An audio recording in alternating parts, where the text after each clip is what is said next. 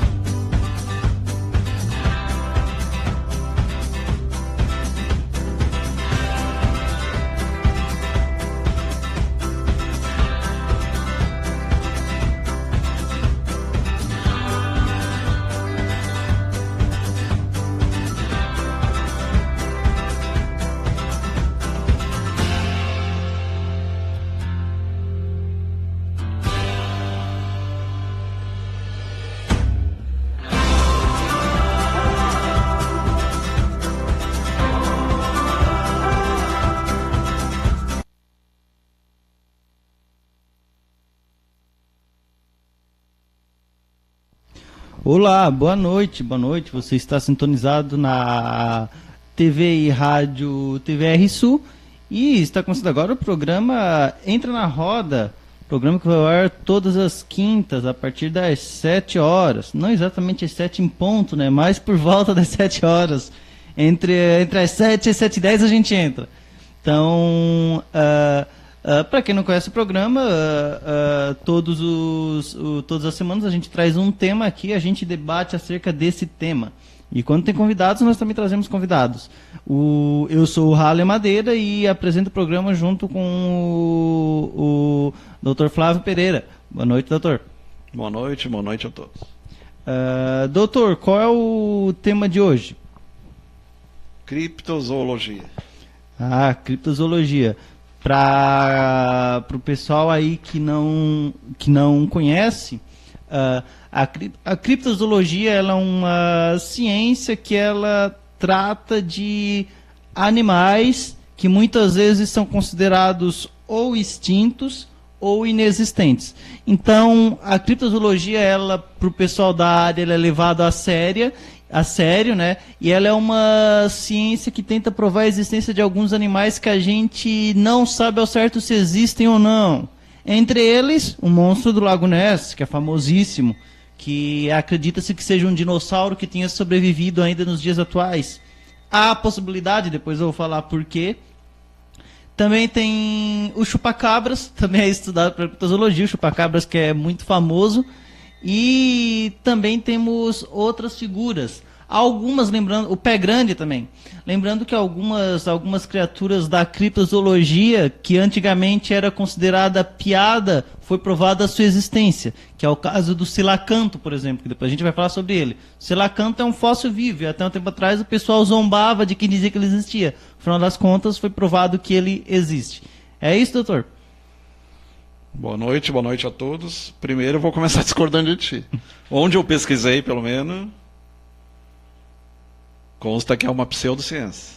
Sim, ela é uma pseudociência, ela é considerada uma pseudociência. Só que o que eu disse foi o seguinte, o pessoal que atua na área, eles levam ela a sério. Foi o que eu disse, que nem na verdade. Ufologia. Mas em momento nenhum eu usei o termo ciência, porque de fato ela não é considerada uma ciência oficialmente. Mas para quem está na área, eles consideram uma ciência. Mas podemos então dizer que ela é um estudo de animais que... Pode-se dizer que são utilizados métodos científicos, né? Sondas, sim, são, fotografias... tanto é que eles nunca afirmam, os criptozoólogos, eles nunca afirmam que uma criatura existe. Eles nunca afirmam que o chupacabra existe de certeza. Eles pesquisam para saber se ele existe. Eles estão tentando provar que eles estão tentando mostrar. Um caso foi o selacanto. Na época eles também não afirmavam, até que eles conseguiram provas. E o selacanto, ele de fato existe.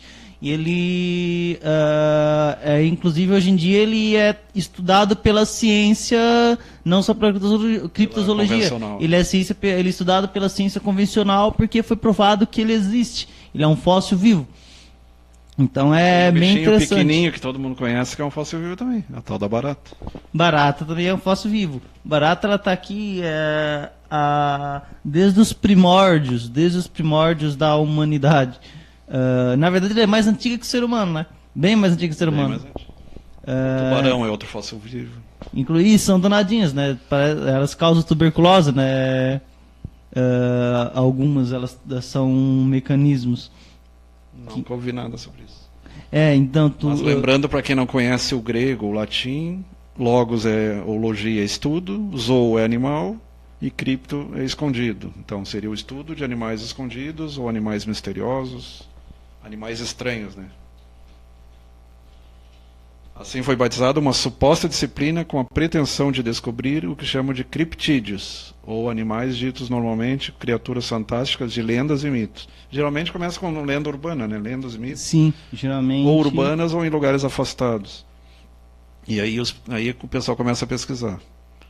Seria, portanto, uma pessoa ou criptozoólogo cujo maior sonho na vida é provar cientificamente, aí entra a questão ciência, provar cientificamente que o bicho ou a criatura existe. E aí entra lobisomens, mulas sem cabeça, congêneres, Dráculas, vampiros. Para essa turma, os alvos preferenciais são aqueles monstros que muita gente acredita que possam mesmo existir, pois apesar de altamente improváveis, eles contam o número de avistamentos, né? Contam com relatos de testemunha, então é trabalho de campo, não é trabalho de laboratório. Pelo menos não no princípio, começa com trabalho de campo. Apesar de altamente... o laboratório entra quando pesquisa a questão do DNA, né? Sim, o laboratório ele é utilizado muitas vezes para rastrear a genética da criatura. Para saber do que se trata. Isso, na verdade, é feito até com animais convencionais. A ciência convencional ela já faz isso com animais científicos, comprovadamente existentes. Então, é sempre feito... De uma forma ou de outra, sempre vai ser feito no teste laboratório. No caso do pé grande, foram encontradas pegadas, embora os céticos digam que sejam de ursos. Ou grandes orangotangos, grandes gorilas. E alguns teriam pego a penugem, que geralmente é descrita como avermelhada ou amarronzada, mas que, até onde eu sei, parece que foi encontrado DNA de urso. Então foi descartado naquele estudo o pé grande. Aí o monstro do Lago Ness, o abominável Homem das Neves, o abominável, o Yeti sendo das montanhas geladas do Tibete, e o pé grande, ou Sasquatch, das florestas aqui da América. Então tem a revista Mundo Estranho, tem vários sites que constam essas histórias aí. Lembrando que o pé grande não é apenas os criptozoólogos que tentam provar a existência dele. Tem muitos biólogos também que eles têm em busca para tentar, porque claro que eles não acreditam que é um monstro, mas se ele for uma criatura fóssil, e há a possibilidade de existir, se ele for um resquício de hominídeo, tem um grande interesse em tentar descobrir sobre ele, descobrir se realmente ele existe. Entender a nossa origem, né? Justamente. Inclusive, outro ser fóssil ali que é danado é a barata. Estava vendo que ela não causa só tuberculose, também pode transmitir cólera e difteria. E ela resiste à bomba nuclear, né? Sim. E ela, até um tempo atrás, ela é uma criatura fóssil que prova que seres fósseis podem existir ainda. Depois eu vou falar sobre o monstro do Lago Ness, que é o meu favorito. E além disso, também tem algumas teorias da conspiração mais pesadas, né? Que algumas criaturas elas são tidas como de origem alienígena. Alguns consideram. Os criptozoólogos, em geral, não consideram isso. Eles, em geral, eles consideram como animais não catalogados pela ciência. Mas os ufólogos, às vezes, eles fazem um casamento de áreas ali. Eles afirmam que algumas dessas criaturas, na verdade, são alienígenas. Então... O chupacabra seria Sim, os chupacabras, muitos acreditam que eles seriam alienígenas. Embora a teoria mais aceita é que ele era uma espécie de cachorro do mato. Atualmente, a teoria mais aceita que é uma espécie de cachorro do mato. Mas ainda não foi algo que foi muito esclarecido. Pode ser uma espécie desconhecida também, da própria Terra, mas desconhecida. Até porque É muito difícil um cachorro conseguir fazer exatamente o que o chupacabras fazia. Então, sugava todo o sangue, né? sim, um cachorro não faz isso. Difícil o cachorro fazer isso. Então, é claro, tem ali uma foto que rola na internet do suposto chupacabras. Eu vou até mostrar aqui, vou dar uma olhada. Que alguns dizem que isso aqui é o chupacabras, mas eu já vou explicar o que é isso aqui. Então, essa aqui é uma foto famosa, deixa eu só salvar aqui. Lembrando que semana passada nós falamos sobre transcomunicação instrumental e crianças índigo. Então, vocês podem dar uma olhada aí nos nossos vídeos anteriores.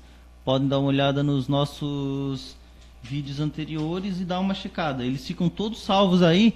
Você entra no nosso Facebook, você vai lá na seção de vídeos, é só você procurar lá o programa Entra na Roda. Você procura lá que você vai conseguir ver os nossos vídeos anteriores. E tem bastante, eu acho que já tem umas 5, 6 edições. Esse aí é diferente do desenho que eu tenho aqui.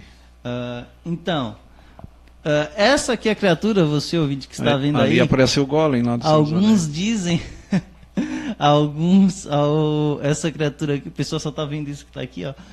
Essa criatura que eles dizem aí, muitos diziam que isso aí era o osso de era a carcaça de um chupacabras. E alguns ainda disseram que isso era um alienígena, tanto é que ele ficou conhecido como ET do Panamá. Só que, só para esclarecer, pessoal, isso aí não é um ET do Panamá. Isso aí é uma preguiça. Isso aí foi uma preguiça que ela morreu, não sei do que, não lembro agora, e ela ficou nesse estado devido à decomposição, devido à degradação do tempo. Então isso aí não é sempre que te mostrarem essa imagem aí, e se é que isso aí é o chupacabra ou um ET, você já sabe que não é isso aí, é uma preguiça. Mas essa eu achei interessante mostrar porque é bem famosa essa imagem aqui. Rondou na internet uns anos atrás, enfim. Doutor, alguma criatura... duas coisas que eu queria te perguntar. Uma é a questão da Anaconda, que teve o filme até. E aqui tem o Chunk, lá no México, seria uma serpente gigante também. E a outras, deixa eu ver. Agora eu esqueci o que eu ia falar. Referente à anaconda. Bem, pode ser uma sucuri? A anaconda em geral é o nome que a gente dá para uma sucuri. Elas são cobras grandes e elas têm um abraço, é um abraço muito forte. Elas não são venenosas. Porém, a picada dela é capaz de fazer furo na mão, porque elas têm os dentes muito fortes. Então a sucuri ela existe. E elas têm um abraço muito forte. Então elas esmagam mesmo. Também existem, então. Isso. As anacondas elas são sucuris um pouco mais avantajadas. Entretanto, no Brasil, em alguns lugares, há relatos de cobras abismais. Então elas não são meras sucuris. A lampreia é uma dessas. E o congro também. A criatura que... tu tá falando de serpentes marinhas. Isso, serpentes mesmo. Tipo essas cobrinhas que a gente vê aí, só que em tamanho gigantesco. Então, se existem essas cobras, elas provavelmente também são fósseis vivos. É provável que elas sejam titanoboas. Titanoboa foi uma espécie de serpente que existiu no pré-histórico, e essa serpente ela conviveu com muitos dinossauros, inclusive ela se alimentava de alguns deles, alguns grandes. Ela era muito grande, inclusive vou mostrar aqui um... Enquanto tu procura aí, eu vou... Sim, houve há um tempo atrás um comentário muito polêmico no Discovery Channel, e inclusive se tu procurar aqui na criptozoologia aparece a questão das sereias. E segundo o documentário, seriam seres que realmente existiram, então foi um documentário bem polêmico, não sei se tu assistiu. Não assisti. Sobre as sereias. Mas parece... Tem a ver um pouco com aquele filme Aqualenda também, porque foram seres que se adaptaram à água, então era mistura de homem com peixe, não só mulher com peixe, mas homem com peixe também. E eram seres feios, não eram aquelas mulheres bonitas como a gente vê em desenho. Inclusive, dizem que uma dessas sereias alguns associam também a alienígenas. Alguns desses relatos. Essa aí é real? Essa aqui ela foi real, só que isso aqui é um molde dela, o tamanho dela. Então, eu vou mostrar aqui. O pessoal, por enquanto, não está vendo ainda, mas já vou mostrar aqui. E aquela do Harry Potter é um Ouroboros? Aquela lá, ela é um basilisco. Na verdade, ela foi baseada numa mitologia... Ela foi a distorção da mitologia. Porque na mitologia europeia, o basilisco, na verdade, é um lagarto. Ele é um lagarto e ele tem o olhar petrificante. Então, se olhar no olho dele, ele pode... Nem a Naja. Ele teria um olhar petrificante. Não, ele transformava em pedra. Inclusive, o basilisco, ele deu origem a uma outra criatura da mitologia, que era o cocatrice. E a medusa. Isso. O cocatriz, ele é uma espécie de galo-dragão. É uma mistura de galo com um dragão que existia na época e que eles acreditavam que é muito comum também eles estamparem em heráldica, como o brasão de castelo, o cocatriz. Então, sabe aquele desenho daqueles galos que tem gente que diz que os dragões existiram. Até sim, hoje temos o dragão de Komodo. Né? O dragão de Komodo, é provável que o dragão de Komodo ele seja parente do Megalania. Megalania, ele existiu, ele foi um lagarto gigantesco e o Megalania, ele era venenoso. E o dragão de Komodo ele é venenoso também. Até um tempo atrás se pensava que o dragão de Komodo ele era venenoso por causa de bactéria na boca dele. Mas recentemente, em 2015, descobriu que ele realmente produz veneno. Então ele é um réptil venenoso. Um dos 3 répteis venenosos que existem. Um é o dragão de Komodo, o outro é o monstro de Gila e o outro é o lagarto de Contas. O monstro de Gila e o lagarto de Contas, eles são da mesma família. Já o dragão de Komodo é de outra família. Vou mostrar aqui para vocês. Lembremos que cientificamente a pesquisa de Darwin na Ilha de Galápagos, lá ele encontrou muitos bichos esquisitos, tartarugas gigantes. O Komodo, acho que naquela região também, se não me engano, não lembro agora. Não, Komodo é na Indonésia. Komodo é na Indonésia. E Galápagos é no Atlântico, no Pacífico, perto da Ilha de Páscoa, para lá, né? Sim. Mas tinha aquelas tartarugas gigantes, sim, tinha uns animais. E elas ainda existem, só que algumas estão em extinção. Que vive até 300 anos. Sim. Vou mostrar para vocês agora. Isso aqui é uma titanoboa. Vocês podem ver a comparação, é um modelo dela no museu. Vocês podem ver como é que é a comparação do tamanho dela com o ser humano. Ela era gigantesca. Vocês dão uma olhada aí, vocês vão ver que ela era muito grande. E ela se alimentava de muitos dinossauros na época também. Algumas criaturas. Lembrando que a titanoboa, ela é basicamente a anaconda fictícia que a gente conhece dos filmes, que é muito comum. Foi sucesso aqui no Brasil, principalmente porque o primeiro filme da anaconda na época, ele em parte ele foi filmado no Brasil também. Só que o filme foi considerado um fracasso, tá? Tanto é que ele foi indicado ao Framboesa de Ouro. Mas aqui no Brasil ele fez sucesso. Então aqui nós temos o exemplo de uma titanoboa, e como ela seria em relação ao tamanho dos seres humanos. Então, se existe realmente, se esses relatos forem reais, não queira topar com uma dessa. Se realmente existe, não queira topar com uma dessa porque ela é muito grande. Inclusive tem uma imagem ali que eles mostraram lá de uma suposta serpente no Rio do Congo, mas aquela foi provado que foi falsificado também, tá? Essa então... aqui. Tem a Ogopongo também, que é no Canadá. Para os marinheiros temos a questão das sereias. Tem o Kraken, que seria uma lula gigante, né? Um polvo gigante. Na verdade, eu não sei o tamanho da lula. Existe a lula gigante mesmo, mas eu não acessei. Se tu tiver achar aí para ver o tamanho. E o Kraken, ele... Se não me engano, é 3, 4 metros. Sim. É possível que o Kraken, ele realmente tenha surgido do avistamento das lulas colossais, a ideia do Kraken. Entretanto, novamente foi uma descoberta recente, constatou-se em fósseis do Triássico, primeiro período que teve, de formação dos dinossauros lá, fósseis do Triássico, de animais que eles foram agarrados por marcas do que pareciam ser grandes tentáculos. Então, a partir disso ficou, acredita-se hoje em dia que o Kraken, ele realmente existiu lá no passado, então ele também seria uma criatura pré-histórica. Se existe o Kraken tal como ele é relatado, como ele foi relatado pelos vikings, ele provavelmente era uma desses remanescentes fósseis que sobreviveu do Triássico. Então, também é outro bicho que você não vai querer topar com ele no meio do mar. Ele, na época, acreditava que ele tinha muita... A força dos tentáculos dele era muito forte. Inclusive, hoje em dia tem polvos. Os polvos, eles são animais muito inteligentes. Inclusive, tem polvo que, se ele te agarrar e ele não ir com a tua cara, ele pode te matar. Ele pode quebrar um osso ou ser muito forte. Então, é bem interessante a natureza. Uma vez eu vi um documentário, um cara, ele viu um tipo de polvo gigante que eles chamam lá. Ele é um bicho assim meio desengonçado. Só que ele parecia bem curioso. Só que daí o cara ficou com medo, porque ele ficou tão curioso que começou a passar o tentáculo em volta dele. Por sorte, ele foi embora depois. Ele só estava curioso mesmo. Mas se ele começa a apertar lá, ia ter problema. Principalmente porque embaixo da água já tem a pressão da água. Mais um polvo apertando é complicado.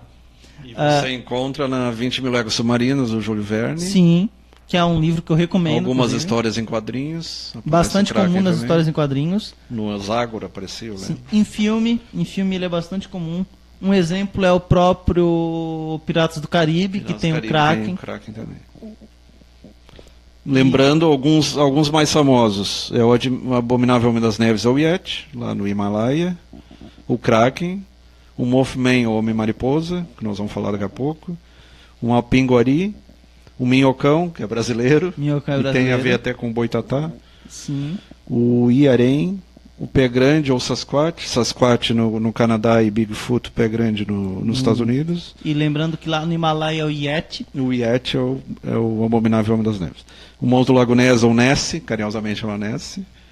Sim. Aqui na América nós temos Bessie, porque é o Lago Bess. Sim, tem. E não Ness. Tem um outro também. O Mokele Mobembo seria uma espécie de dinossauro parecido na África. O Chupacabras já foi falado alguma coisa. O Símio de Bondo, que também... alguns dizem que é o cruzamento do chimpanzé com gorila. É uma das teorias. Tem o Gare Diavolo. Esse aí também alguns dizem que é alienígena. Aqui tem duas explicações. Tem uma que eles dizem que é uma raia que eles cortam e fica parecido com um ser humano. Macaco de Lois, em homenagem ao pesquisador Lois, suíço. O verme da Mongólia, o selacanto e o fóssil vivo. O verme da Mongólia é interessante, depois a gente vai falar sobre ele também. É outra criatura que você não vai querer topar. Então, nós vamos... Anaconda já foi falado. Já falamos da anaconda. O Archaeopteryx não existe mais, embora alguns insistam que seria o intermediário entre a ave, entre o réptil e a ave. Não existe mais, mas só para lembrar para os nossos ouvintes, ele não existe mais, mas é comprovadamente que ele foi comprovado que ele existiu. Do morcego, né? Ele existiu de verdade. O morcego é o que nós temos mais parecido. Sim. Só que o morcego é mamífero com ave, ele é ave com réptil. Sim. Seria um intermediário. Vamos a um breve intervalo e daqui a pouco nós voltamos. Fiquem ligados. Rádio TV RSU.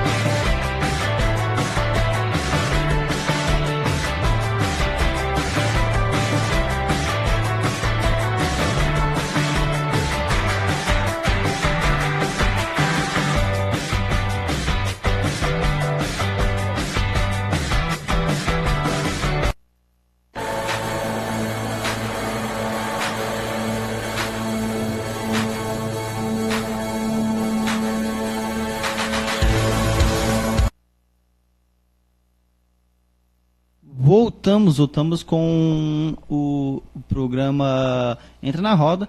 Lembrando para o pessoal que talvez não tenha, talvez eu tenha me expressado de forma errada, eu não quis dizer que a Titanoboa, ela teoricamente falando, ela em tese, ela conviveu no mesmo período que os dinossauros. O que eu quis dizer é que se ela tivesse, ela teria se alimentado deles. Porque ela, teoricamente falando, ela surgiu um pouco depois da extinção dos últimos dinossauros. Então ela conviveu com os animais que vieram depois. Não é anterior ao Jurássico?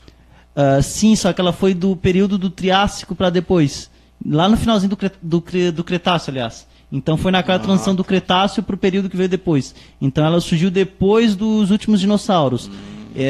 Só que o que acontece? Se ela tivesse convivido com os dinossauros, ela seria capaz de se alimentar deles. Inclusive, ela acredita-se que ela seja mais forte que um tiranossauro. Tem sido mais forte que o tiranossauro. O tiranossauro era um bicho gigante. Um abraço no Mário, quem mais estava online ali? Pro Edelcio Sartor. Um abraço lá pro Edelcio Sartor. Boa noite, Edelcio, você que está aí nos acompanhando. E pro Mário Pereira. Grande Mário.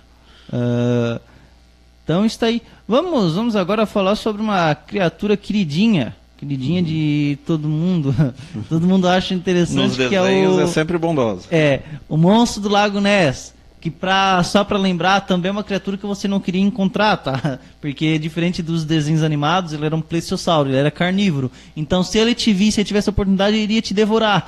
Então, não é um animal que tu vai querer conviver. Então, vamos lá. Comentada desde o século VI, a lendária criatura de aparência pré-histórica é a atração na Escócia. Hoje em dia, inclusive, na Escócia tem uma série de comércio, museu, tudo em volta do monstro Lago Ness. E apesar dos supostos flagrantes, ela nunca foi capturada. Então há muitos relatos, algumas fotografias que foram forjadas, bastante, né? Mas os criptozoólogos que estudam, eles se prendem mais à ideia dos relatos. Até porque até hoje não foi encontrada uma fotografia decente. Ela tem uma origem, para alguns ela tem origem equina. Ainda na Idade Média, na região de Highlands, ao norte da Escócia, pedras e totens retratavam a lenda celta de um ser mitológico que habitava as águas do Ness, o Kelp. Terras altas. Segundo o historiador Douglas Harper, o monstro era representado como um cavalo prateado que, ao permitir ser montado por um viajante perdido, se atirava no lago para afogá-lo. A lenda moderna pode ter surgido daí. A primeira aparição rolou há vários séculos. A biografia do santo cristão São Columbano narra que em 565 depois de Cristo, ele teria salvado um pescador das mandíbulas de um animal rastejante. O sucesso do resgate foi testemunhado das margens por vários fiéis que viram Columbano berrar e fazer o sinal da cruz antes de enxotar o predador para as profundezas. Tá, aí tem muita história de pescador, né? Provavelmente ele... Se existiu mesmo essa criatura lá, provavelmente ele arremessou uma pedra na cabeça do bicho e o bicho voltou. Ou talvez tenha puxado o cara do lago, porque o plesiosauro fica mais no lago, né? Então, para ele poder te atacar, ele tinha que estar na tua distância. Inclusive tem alguns filmes, tá? Alguns filmes que falam sobre o monstro do Lago Ness. Um famoso é Além do Lago Ness. Beyond the Loch Ness. Já assisti o filme, tá? É uma porcaria. Muito ruim, os efeitos especiais vagabundos. Eu gosto porque eu gosto de filme podre, assim, pra passar o tempo. Mas não é uma grande produção, não. Inclusive, ele é produção tipo Sharknado, que é o do Furacão dos Tubarões. Então, que não existe, tá? Só pra constar. Em 1980, o mergulhador Duncan MacDonald rastreava um cargueiro que havia naufragado no lago. Quando, ao descer mais ao fundo, notou uma estranha forma viva estirada sobre uma rocha. Assustado, ele teria então voltado depressa à superfície, onde relatou à sua equipe ter visto um tipo de réptil ou anfíbio primitivo. Esse cara chegou bem branco, pálido, e disse que não quer voltar mais lá. Sim. Mas também, se eu visse um bicho desse lá... Jurassic World, alguns retratos falados fizeram alguns peritos pensarem no monstro como uma espécime perdido no tempo atípico da região. Em 1968, o cientista Frank Holliday alegou ser de um verme aquático, o Tulimonstrum gregarium. Outros especulam ser um plesiosauro conservado pela última era glacial. De fato, um ossado de plesiosauro com 65 milhões de anos de idade foi encontrado em 2003 por um homem nas margens do lago. Vivo? Não, uma ossada, no caso do ossada. plesiosauro. Só que, de que forma eles teriam trazido uma ossada de um bicho de 65 milhões em pleno 2013? Geralmente é difícil tu achar osso na beira da praia, né? Então, o gelo conserva. sim, só pela questão do gelo. Mas tem... Tem três formas de conservar: gelo, saponificação e sim, mumificação. E a mumificação é mais usada em humanos. Embora também... O âmbar, não é o âmbar. Como é que O chama? âmbar ele também é uma forma de âmbar, conservação. quando fica na pedra. O âmbar, a criatura que está na pedra, geralmente ela fica conservada. E tanto é que o problema do gelo é o seguinte: lá na Sibéria tem-se um Inclusive medo... aquele mamute congelado também. Sim, tem-se um medo na Sibéria de que algumas criaturas, alguns vírus que atualmente a ciência não tem conhecimento, sejam conservados pelo gelo. Então, se eles serem liberados, pode gerar uma epidemia que atualmente a gente não tem como lidar, porque são criaturas bactérias em adormecidas. vulcões também. Sim. São arquibactérias. Lembrando que a explicação por que seria possível existir um plesiosauro vivo no Lago Ness. Primeiro que na época que surgiu o meteoro, havia sim a possibilidade dele continuar existindo porque ele não estava lá no alcance do meteoro, na superfície. Foi aquele Tunguska? Sim, Tunguska foi também um exemplo, mas eu falo no meteoro que extinguiu os dinossauros. Ah, não é o mesmo. Então, havia uma possibilidade de as criaturas que estivessem embaixo da água, elas talvez serem sobrevivido. Também sabe-se que embaixo de toda a Europa existem várias cavernas subterrâneas. Então, se essa criatura, se os plesiosauros eles se abrigavam nessas cavernas, e realmente teve meteoro, eles poderiam ter sobrevivido. O Lago Ness parece que tem comunicação com o Báltico, né? Com o Sim, oceano. justamente. E tem várias dessas cavernas subterrâneas, lá na água, lugares que até então a gente não consegue acessar, não é acessível pra gente, mas sabe-se lá o que existe lá. Tanto é que tem até o tubarão Allen, que veio de lá, das profundezas. E falar nisso, daqui a pouco a gente vai falar quando eles fizeram os túneis do metrô de Londres. Tem algumas histórias interessantes também. Sim, histórias sim. fantásticas. Depois o Dr. Flávio vai contar sobre essas histórias. Voltando ao monstro do Lago Ness, então, baseando no fato de que ou exista uma grande quantidade de cavernas subterrâneas, então, quando teve a extinção dos dinossauros, o plesiosauro supostamente teria sobrevivido. Depois surgiram outros animais, ele continuaria tendo alimento. Claro que não seria a mesma dieta que talvez ele tivesse lá no tempo que ele existiu. A sonda da NASA, da National Geographic, não achou nada. Alguns dizem que ele pode ter usado uma daquelas cavernas e se escondido. Então Sim, justamente. E outra, se existe um, é provável que exista mais de um. Porque para ele ser avistado há não sei quantos anos, então talvez não seja só um, seja mais de um. Não um único exemplar. Então imagine se uma comunidade tenha sobrevivido e teve esse impacto no superfície, ele mudou drasticamente a forma como ele vivia, pela própria adaptação e evolução. Então ele passou de viver em mar aberto ou em lagos assim abertos para viver em regiões subterrâneas. Então, se ele ainda existe, há uma possibilidade dele existir. E é isso que os criptozoólogos eles têm procurado. Agora, não é correto afirmar o monstro Lago Ness existe, porque não tem prova. Há uma possibilidade dele existir. Mas não tem prova. Justamente, a possibilidade dele existir. Eu particularmente acharia interessante se ele existisse, mas eu provavelmente nunca velejaria pelo Lago Ness. E para quem acha que mas só estão falando de seres mitológicos, seres que não existem, tem alguns animais que já foi confirmada a existência. Um Vale já falou, que é o selacanto. O Billy Ape, uma espécie de primata na África. O dragão de Komodo já foi falado. Sim. O próprio gorila. A lula gigante e a lula colossal, que são os maiores lulas. O gorila, na época eles pensavam que o gorila ele era uma criatura mitológica. Ninguém levava em consideração o fato de que existia gorilas. E hoje em dia é tão comum que a gente vê eles no zoológico. Depois a lula colossal, tu tá me devendo Sim, o tamanho dela. A peso. lula, deixa eu... O okapi, que é uma pequena girafa com pescoço curto. O ornitorrinco e o equidina. Sim, Diz o Halley que ainda existe o equidina. equidna existe ainda. A moa já está extinta, chegava a 3 metros de altura, mas ela existiu. A lula colossal é o maior invertebrado existente da Terra. Então a própria ciência já reconhece a existência 13 a dele. 14 metros. Então ela tem aproximadamente 15 metros, a lula. Mas é grande. Então ela é grande. É capaz de virar um barco mesmo. Ela é grande, ela seria capaz... porque a gente tem uma visão Ela que muito... deu origem ao Kraken, então, né? Provavelmente.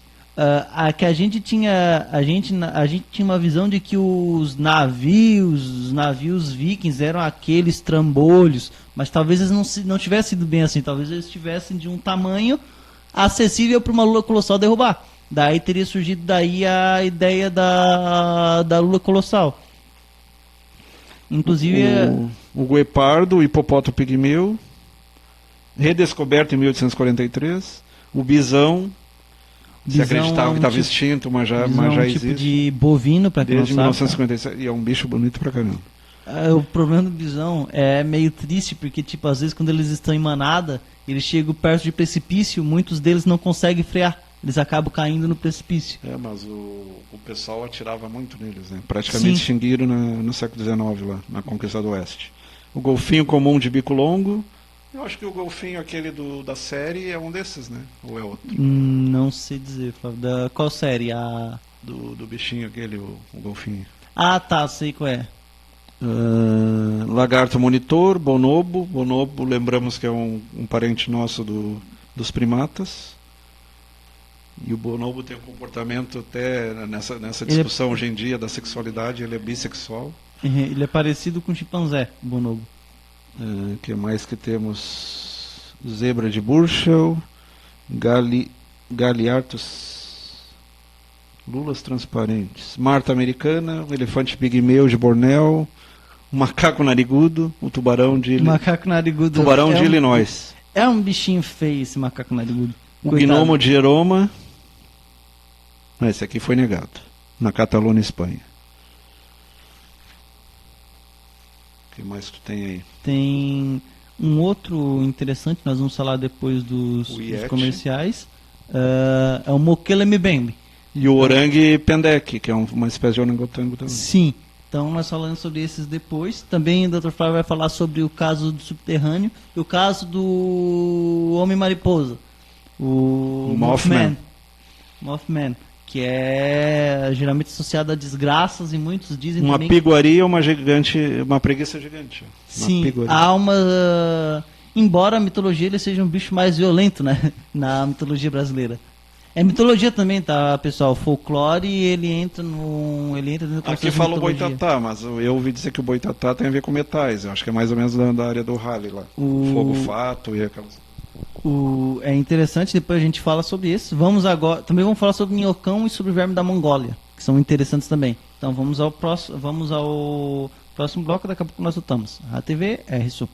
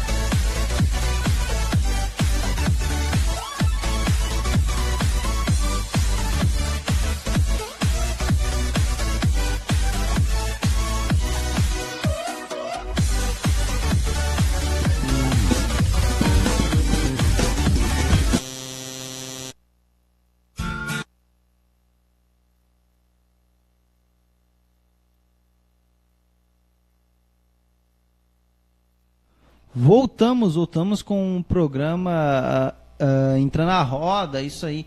E vamos falar agora. Hoje nós estamos falando sobre criptozoologia, que a criptozoologia é o estudo, não a ciência, tá? Porque ela é considerada uma pseudociência, mas ela é o estudo de criaturas que ou alegam-se que que estavam extintas, ou que ainda são não catalogadas ou desconhecidas pela ciência.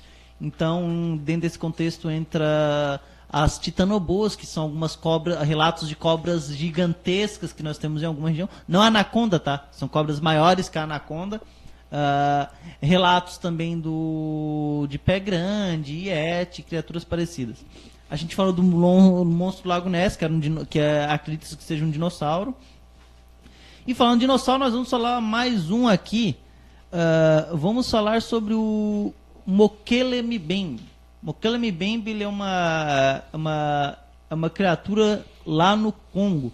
O nome dele significa aquele que bloqueia o fluxo dos rios, porque geralmente eles viam ele em regiões onde tinham rios, e ele geralmente atacava os nativos da região. Então, sobre o animal tamanho de elefante, cor cinza amarronzada, pele cinza, pescoço e cauda articulável, compridos e musculoso, com cabeça de serpente. Alguns dizem que tem um chifre ou um só dente. De acordo com os relatos, ele vive nas grutas de barro da margem do rio e alimenta-se exclusivamente de vegetais. Então, se o Mokele-mbembe existe, ele é provavelmente um dinossauro pescoçudo, herbívoro, daqueles parecidos com a patossauro, brontossauro.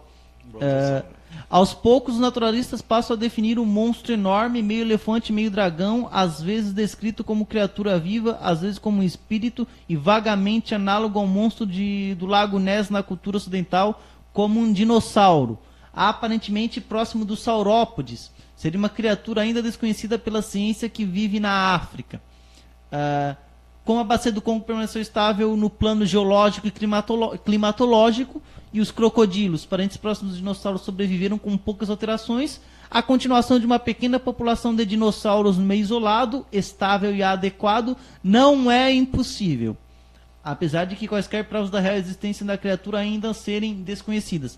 Então, novamente, a gente cai no caso de que não é impossível que ainda existam dinossauros. Então, significa que o meteoro não foi aquele treco que caiu e destruiu 100% do planeta Terra. Tem alguns que sobrevivem, né? Sim, tem algumas criaturas. E existem alguns répteis que surgiram depois de dinossauros. A titanoboa foi uma delas. Os avistamentos. Mokele-mbembe, que significa aquele que interrompe o fluxo dos rios, na língua lingala, é uma criatura lendária do folclore da bacia do rio Congo, às vezes como uma criatura viva, às vezes um espírito. As expedições montadas na esperança de encontrar provas do Mokele-mbembe falharam, e o assunto já foi abordado em uma série de livros e por uma série de documentários para a televisão. De acordo com o cético Robert T. Carroll, relatórios do Mokele-mbembe têm circulado nos últimos 200 anos, mas ninguém fotografou a criatura ou produziu qualquer evidência física de sua existência. O Mokele-mbembe e seu folclore associado também aparecem em várias obras de ficção e cultura popular. Um filme intitulado Bebê, Secret of the Legend Lost, com base em relatórios do criptídeo, estrelado por William Cat, foi lançado em 85. Outro projeto Dinossauro, uma porcaria de filme, vemos. Eu já assisti também, é muito ruim. É porque eu assisto muito filme de ficção científica, terror e fantasia, né? Esse filme ele é... Sério, o Elo Perdido também. Esse filme aqui, o Projeto Dinossauro, ele é classificado como ficção científica e com elementos de horror. Mas é uma porcaria, tá? Então... muito ruim. De acordo com as tradições da bacia do Congo, ele é um grande herbívoro territorial.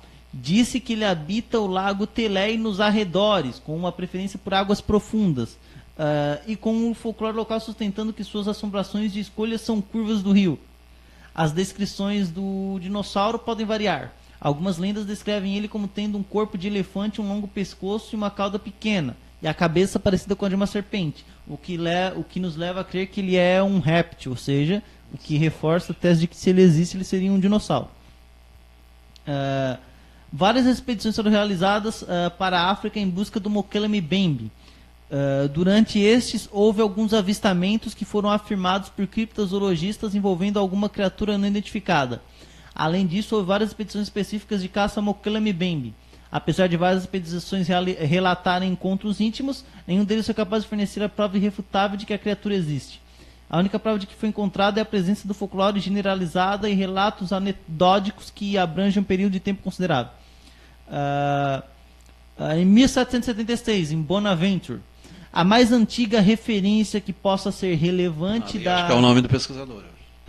sim, a mais antiga referência que possa ser relevante da estranha saga do Mokelumne-Bembe em Lingala começa em 1779, com uma descrição detalhada que vem do livro de Abel Evain Bonaventure, que conta da viagem do missionário francês Bonaventure ao centro-oeste da África, para a região do rio Congo. Abade Levain Boaventura. Isso. Se for traduzir.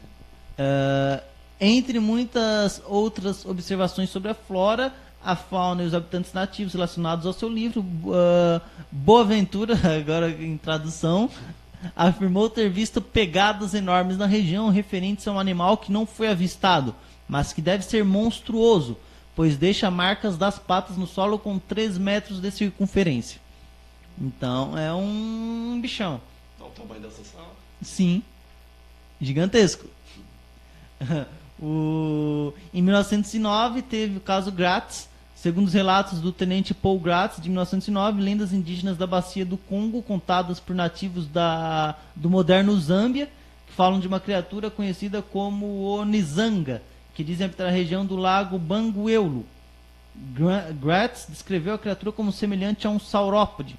Esta é uma das primeiras referências que ligam uma área à lenda de um dinossauro, e tem sido argumentado para descrever semelhanças da criatura com Mokelumne-Bembe. Além de ouvir as histórias do Nizanga, Gratz viu um esconderijo que lhe foi dito que pertencia à criatura ao visitar o Mibaula Island. Como não tem algum relato além disso aqui, significa que ele não entrou nesse esconderijo, ou seja, ficou com medo, provavelmente. Eu também, né? Mas vemos, a gente vai num lugar assim, a gente ouve outro uma alemão lenda... lá, ó. Teve o Hagenbeck. Tem outro caso aqui, depois já leio. Mas imagina só, eu não entraria também. Tu entraria, tu fosse num lugar desse e falar só, tem um dinossauro que mora na caverna, entra lá pra ver. Eu não acho, o cara foi Recentemente esperto. eles entraram na garganta do diabo, mas não conseguiram chegar até o fundo. 120 metros, fundo pra cá. Bastante coisa. Hagenbeck, Essa. em 1909, viu outra menção de uma criatura como Mokelumne-Bembe em Bestas e os Homens, autobiografia do famoso Big Game Hunter Carl Hagenbeck. Ele diz ter ouvido de várias fontes dependentes sobre uma criatura que vive na região do Tem um Congo, livro, Extraterrestres, que Bestas e Homens. que foi descrito como metade elefante, meio dragão, ou seja, dinossauro. Naturalista Joseph Mengs também havia dito a Hagenbeck sobre um animal alegado para viver na África, descrito como algum tipo de dinossauro, aparentemente semelhante aos brontossauros.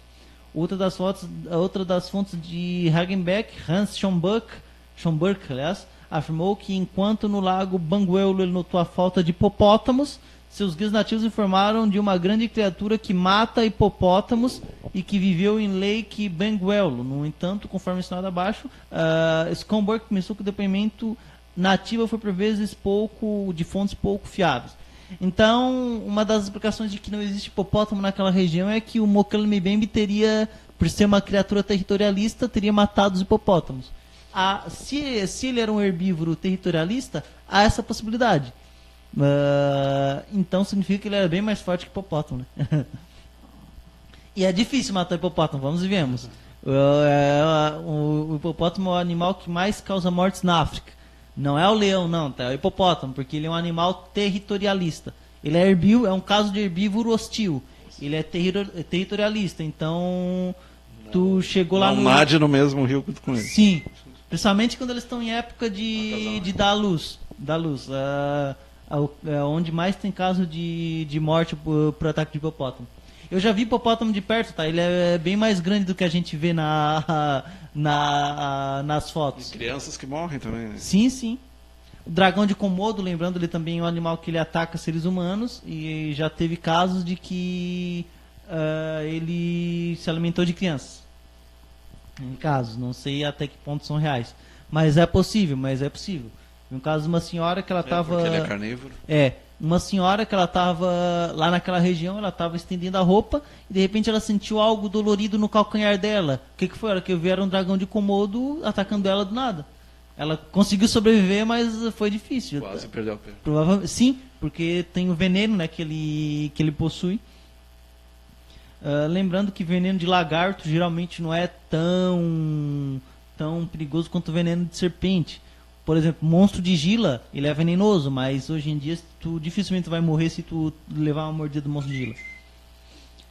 Relatórios de criaturas semelhantes a dinossauros na África causou uma pequena sensação na mídia de massa. Jornais da Europa e da América do Norte realizaram muitos artigos sobre o assunto em 1910 e 1911. Alguns tomaram os relatórios pelo valor, outros foram mais céticos. Então, tem vários outros casos que alegam, mas se a gente for ler só sobre o Moclambembe, a gente vai o dia todo aqui.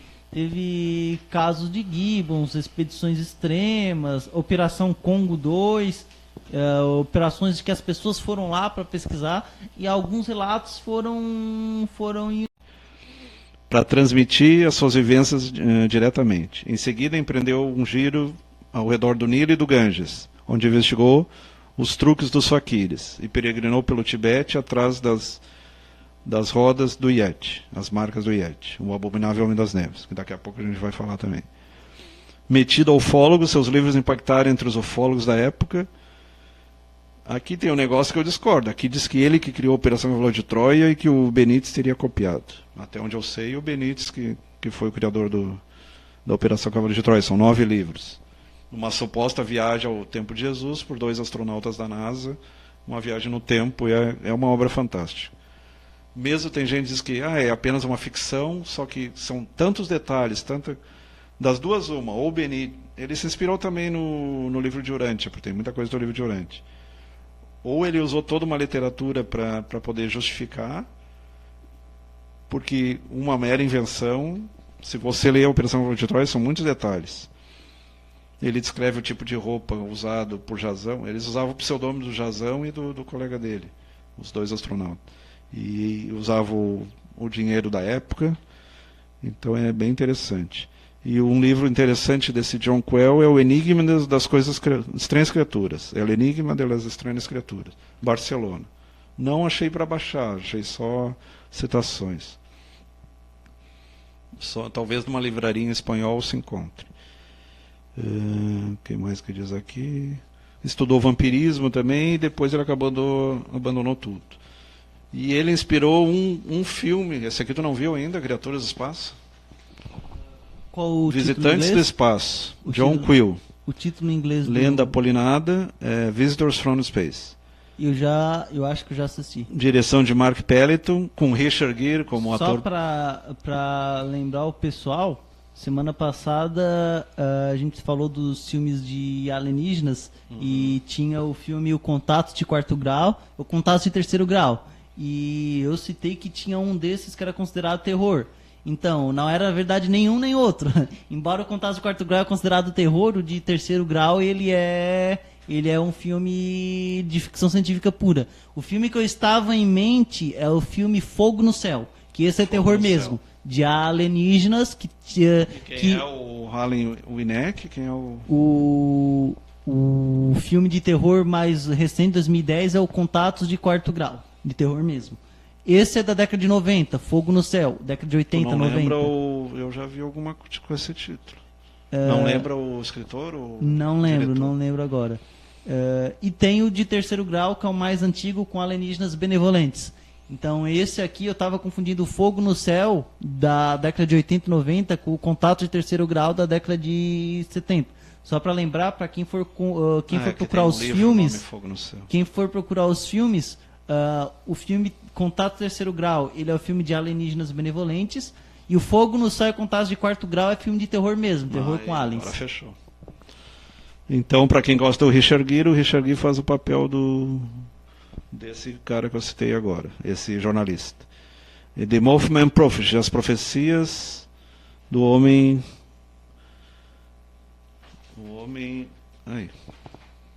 mariposa, né? Que nós vamos falar daqui a pouco. Sim. Criptomundo, alguém me quer fazer crer em extraterrestres, certas profecias nunca se apostilam, Outro follow acende a Hollywood, John Quill, conspiracioso. Então tem vários, e tem esse filme aí, Visitors from Space. John Quill. E na cidade de New Pleasant, estátua do Mothman, o Homem-Mariposa, em Point Pleasant, Ponto Prazer, West Virginia, Virgínia do Oeste. Já pode citar o Homem-Mariposa, aproveitando o embalo. Ah, tá. Então, The Prophecies, Profecias do Homem-Mariposa. Alguns associam a queda das Torres Gêmeas, a explosão de Chernobyl e o terremoto de 86 no México com esse Homem-Mariposa. Ele sempre fez aparição antes do acontecimento ou durante o período de desgraças. Então sempre teve avistamentos deles. E ali descreve dois, quando eles estavam fazendo o túnel em Nova York, em Londres. Então é um ser que aparecia tanto na América quanto na Europa. Porque na construção do túnel de Londres existia uma casa de terror, e nos escombros dessa casa de terror houve esse avistamento nos subterrâneos desse homem-morcego, homem-mariposa. Que inclusive alguns também dizem que ele, assim como o Chupacabras, que a gente nosso amigo Márcio visitou essa cidade aqui, Point Pleasant, West Virginia. Assim como o Chupacabras, eles dizem que o Homem-Mariposa é um tipo de alienígena. Alguns uma das teorias é que é teóricos do antigo astronauta, que é um alienígena. Sim. Eu adoro aquela série. Ancient Astronauts. Ou os deuses, eram os deuses astronautas dele. O Yeti nós vamos falar quando? O Yeti já pode falar. Vamos já pegar o embelo. Tá. Depois eu vou falar do verme da Mongólia. Uhum. Então o Yeti, o Homem da Montanha, ou Abominável Homem das Neves, como é popularmente conhecido. Lá nos Himalaias, na região do Tibete. Oficialmente, desde 61, o governo do Nepal declarou oficialmente que o Yeti existe. Para os nepaleses, o Yeti existe. Então, justamente porque lá os avistamentos dessa criatura, elas não são ocasionais. São muito comuns. Eram muito comuns. Existem fotografias, mas... pois é. O problema é a veracidade delas, né? Aquela fotografia em Marte lá foi montagem? Qual? A do... Eles estavam filmando um deserto em Marte e apareceu um cara caminhando lá. Aquilo lá, eu vi uma montagem, explicação, né? sobre... Sim, e também teve... Eu vi umas explicações sobre que, na verdade... A não ser que tu admita que ele tenha vindo do espaço. Também há algumas explicações que dizem, na verdade, que aquilo era o semblante de um monte de rocha amontoada, que pegaram de um jeito que pareceu um homem. Algo assim nessa linha. Uma sombra. Tá, mas aí tem a questão da face de Marte também, que é outra coisa que a gente pode comentar futuramente. Sim, que é... que os ufólogos juram que é uma construção extraterrestre e o pessoal desacreditou como se fosse apenas montanhas. Sim, coincidentemente eram apenas montanhas que formavam o rosto. Porque o Google Earth tem algumas coisas interessantes, né? Tem o rosto Apache, tem algumas coisas no rosto. Aqui na Terra mesmo. Então aqui na Terra tem algumas formações interessantes. Então, segundo a lenda, existe descendência de um rei macaco se casou com uma ogra. É interessante, porque se tu estudar a história do Hanuman, que está lá no Mahabharata, que é Krishna, aquela coisa toda, existiu uma civilização na época dos arianos, isso está lá nos Vedas, os Upanishads, os livros mais antigos da Índia, que era um rei macaco, tipo a história do planeta dos macacos. E ele era o líder, o deus daquela tribo lá. E interessante que aqui fala numa ogra. Frequentemente costuma ser relacionado a outra criatura, possivelmente pode existir. O Bigfoot, o pé grande, ou Sasquatch, já aqui na América, nas florestas. Outra criatura misteriosa, Estados Unidos com Canadá. Anthony Woodridge, 1986. O que mais? Uma piguari na Amazônia, o Sasquatch no Canadá, o Bigfoot nos Estados Unidos, o Skunk Apple na Flórida e o Orang Pendek na Indonésia, que seria uma mistura de orangotango com gorila. Uma das teorias é que é um cruzamento de orangotango com gorila. Então tem várias explicações. Uma que seria um grande urso, outra que seria um descendente do Neandertal, que teria convivido com Cro-Magnon 15 mil, 60 mil anos atrás. Então é uma teoria. Outra teoria do realismo fantástico é que seria uma criatura extraterrestre deixada... Geralmente assim, ou né? talvez uma das tentativas de cruzamento genético. Se tu pegar a Bíblia, fala em cruzamento genético. O arquivo X fala em cruzamento genético de extraterrestres com terrestres. Pode ser. Embora eu já vi uns casos de algumas imagens que foram amplamente divulgadas na internet, que eram de uns híbridos. Inclusive tem uma imagem muito famosa lá de uma mulher com cabelo meio estranho, ela dando de mamar para os filhotes dela, uma mulher meio cão. Então eu fui em busca daquilo para saber de onde é que saiu aquilo. Na verdade, essas imagens elas eram construções de um museu. Eles eram umas estátuas lá no museu que mostrariam como seria a união do ser humano com o híbrido genético. Só que isso foi divulgado na internet como se fosse verdadeiro, como se fosse experiência genética. Não é o caso, tá, gente? Então, eu vou até dar uma... Mas se tu pegar a mitologia... Enquanto o doutor Flávio dá uma se tu pegar a mitologia, a tentativa de explicação, tem gente que acredita que os centauros existiram, que os faunos existiram, o minotauro existiu, então eles acreditam que houve uma época, há muito tempo atrás, como não é científico, se diz há muito tempo atrás, se diz. Então haveria tipo a ilha do doutor, aquele maluco lá, Dr. Moreau. Dr. Moreau. Um livro muito bom, inclusive, tá? Eu recomendo. A Ilha do Dr. Moreau, um filme no estilo biopunk, que é a biotecnologia e a ciência. Tem como cruzar um cachorro com um gato, os cruzamentos mais... Ou até cruzar um... Inclusive tem cientistas que estariam tentando cruzar um gorila com um ser humano para tentar provar que o macaco é nosso parente ou é nosso ancestral. Ou a teoria do ancestral comum. Né? O problema é o seguinte, ó. Inclusive na Inglaterra foi proibida fazer pesquisa com um cromossomo de macacos. Porque os macacos, eles têm um cromossomo, eles têm diferença de 2 cromossomos para nós seres humanos. Então eles ficaram com medo, os cientistas realmente ficaram com medo. Que bom, né? Ficaram com medo de que talvez eles criassem macacos realmente pensantes, seres capazes de pensar. E daí, isso lembraria muito o Planeta dos Macacos, que já levava essa hipótese em consideração. Experimento genético capaz de transformar os macacos em seres inteligentes. Então, foi proibido isso. Inclusive, outro medo que também se tem é da inteligência artificial. Tornar uma máquina tão inteligente a ponto dela questionar os seus criadores, dela questionar o ser humano. Isso aí teve no Eu, Robô e teve também, não sendo ficção, mas passou no Fantástico, não sei se tu viu, um rosto feminino, e eles estão implantando memórias. O objetivo deles é que se tu tiver um mal de Alzheimer, tu vai poder passar tuas memórias para ela antes de tu perder tua memória. Então é uma coisa meio complexa. Isso é interessante, pode ser complicado também, porque vai que por um erro de programação... O transplante de cérebro, tá? Até o mês de dezembro, tem alguns vídeos na internet que falam em cientistas na Rússia que estariam testando o transplante de cérebro. Agora vai que eu transplanto as minhas memórias para uma máquina e por um erro de programação ela acabe pensando que as memórias são realmente dela. Ela vai agir como uma pessoa. Como o Frankenstein. Justamente. O Frankenstein ele é tipo um golem de carne.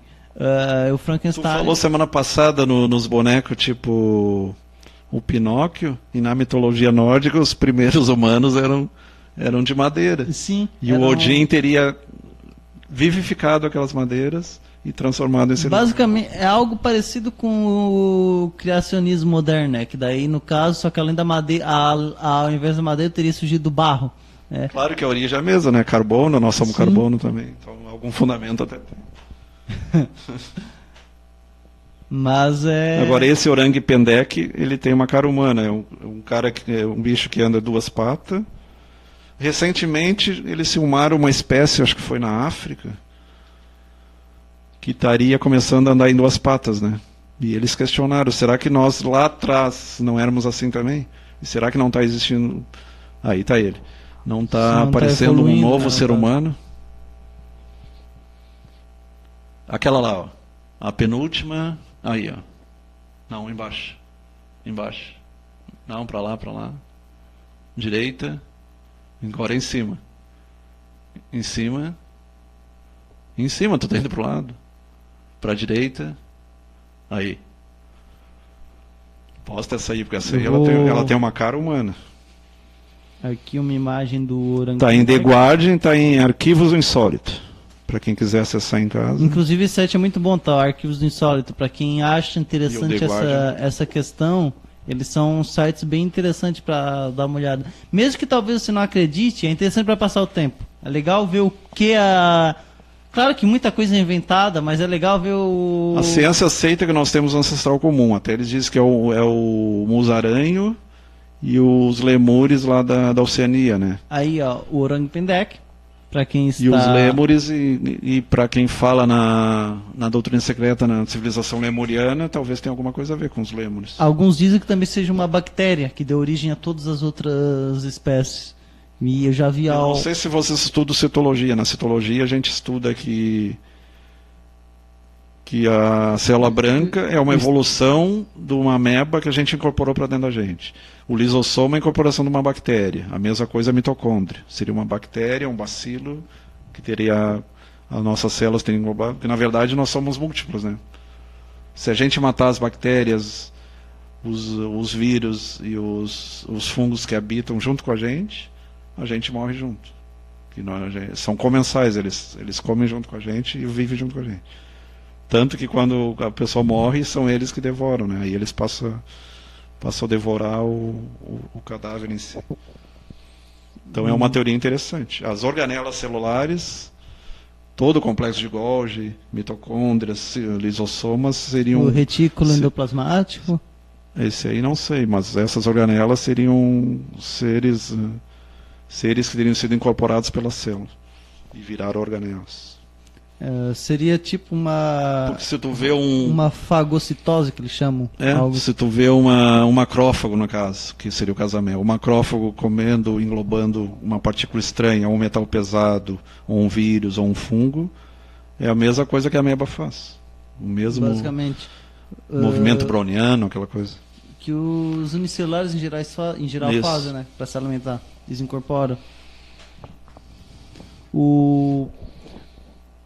Agora vamos falar aqui sobre uma outra criatura. Doutor Flávio, tem mais alguma aí para... Tem várias. Pode ir falando da minhocão. Não é do minhocão, é do verme da morte da Mongólia, que eles chamam. Então, esse aí é o do filme Duna. Sim.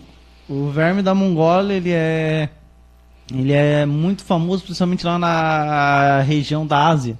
Então, o desolado deserto de Gobi é dito ser o lar de uma misteriosa criatura mortal chamada Algoi Korkoi, também conhecida como o verme da morte da Mongólia.